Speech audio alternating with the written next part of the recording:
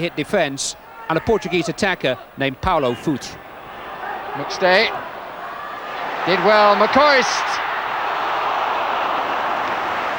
Good play by the captain and the vice-captain of this side. Domingos in possession. Figo just inside, and Futre gets away! And he's just wide. Oceano. Futre. Good run by Futre. And still pulls it back. Lovely run, all left foot. Looks up. Just wants that one move too many before trying to pull it back. He left it too late. Durant. And McAllister gives it away. The last man you want to give the ball to. Foot. And still he continues the run. And surely this time is the finish. And Gorham saves with his leg. Wonderful run again after he was given possession inadvertently by McAllister. So well balanced, and this time he gets the shot in to finish, and it was kicked over by Andy Gorham. The Italians 2 down in 20 minutes, thanks largely to the extravagances of their new goalkeeper Luca Marchigiani. Alain Souter's cross tempted him away from base, and whilst he flapped, Switzerland's Christophe Aurel most certainly didn't. A cool finish, warmly received. There's been an avalanche of goals in the traditionally miserly Italian league this season. Maybe that rule has had something to do with it. Defender Alessandro Costa Curta made it difficult for his keeper, who made it easy for Stéphane Chapuisat. Switzerland 3-1 winners over Scotland last month, 2 up in Italy. And that's the way it stayed until the final 7 minutes. Italy, looking squarely at defeat, suddenly saw a glimmer of hope. Vialli's shaven head stood out above the far post crowd. The clearance was feeble.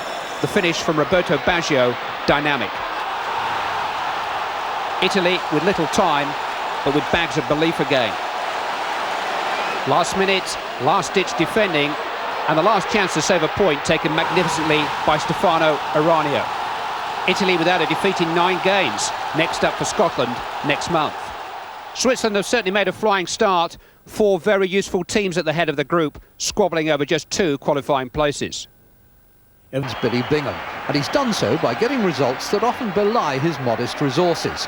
This week his latest selection took on Spain, recent conquerors of England. Yellow! Good save, Tommy Wright.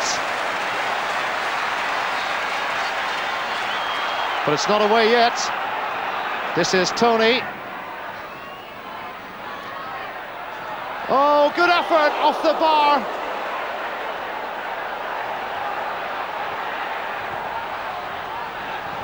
And still Spain come forward. Michel tries the chip. And well done by Tommy Wright.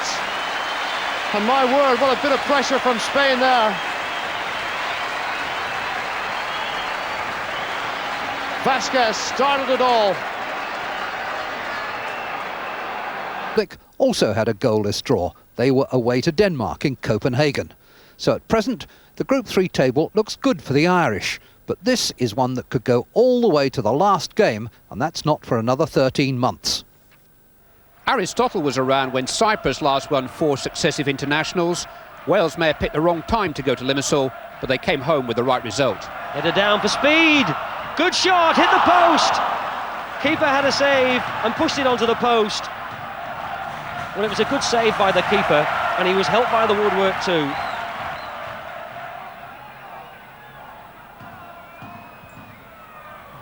Looking for Hughes. Right in. Hughes, his first international goal for Wales for 2 years, and it couldn't have come at a better time. It's 14 internationals since Mark Hughes of Manchester United got a Welsh goal, but that is absolutely priceless. Pittas. Shot was blocked. And still it's blocked, and Southall had to save with his feet. And finally, the punch for the corner. And Neville Southall saving well with his feet, and how important that will be. The two fancied teams in Wales' group met in Brussels. Belgium, in red, edged out Romania with the first half goal from Rudy Schmitz. Some fancy footwork for a defender, and a rare goal. Appreciated from a distance by the Belgian keeper, Michel Prudhomme. His opposite number, Bogdan Stelea, lost his bearings a little. No keeper likes to lose a goal on his near post. But Romania kept Prudhomme busy in their quest for an equaliser. Dorinel Munteanu's drive knocked him clean off his feet. But he got back up to keep Belgium up at the top of the group. 4 wins out of 4 for their fans to fawn over, just 1 goal conceded. It's a record that Wales must try and scratch in Belgium next month. Wales' fate back in their own hands in the wake of Romania's first defeat, 2 to qualify. Iceland, in the blue shirts, have had 2 games in successive weeks in Group 5. First, they lost at home to Greece, the only goal of the game scored by Panagiotis Salohidis. Then the Icelanders travelled to Moscow to meet not the USSR, nor the CIS, nor the combined team, but simply Russia. Not so simple though, because the goal that won the game was scored by Sergei Uran, a Ukrainian who chose not to play for his newly independent birthplace.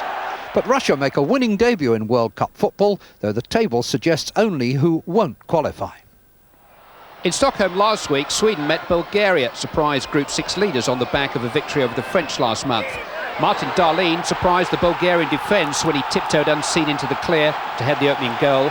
The visitors heading for their first defeat of the qualifiers. Sealed with a cross by Anders Limpar. Klaas Ingersson couldn't reach it, Steven Pettersson could. 2 wins out of 2 for Sweden, no goals conceded. No Englishman would need telling about the dangers they can pose.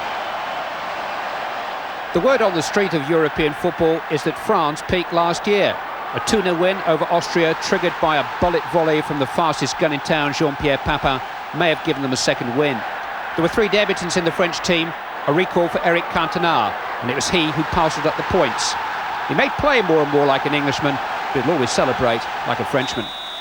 The party ended on a flat note, Papin skying a late penalty, but France had netted their first points of the campaign, and with Papin on the prowl, they won't be their last. Group 6 may not look the strongest, but Israel could cause a surprise or 2, and Bulgaria already have. Sweden and France still the favourites. As holders, Germany are spared the World Cup qualifying treadmill, so they kept in touch with a friendly against Mexico in Dresden. They led through Rudi Völler, who was playing his last international, and his teammates know how they'll miss him. Age 32, 85 caps, over and out. But sadly not with a victory. Skipper Lothar Matthäus, back after a long injury absence, couldn't stop an equaliser 18 minutes from time.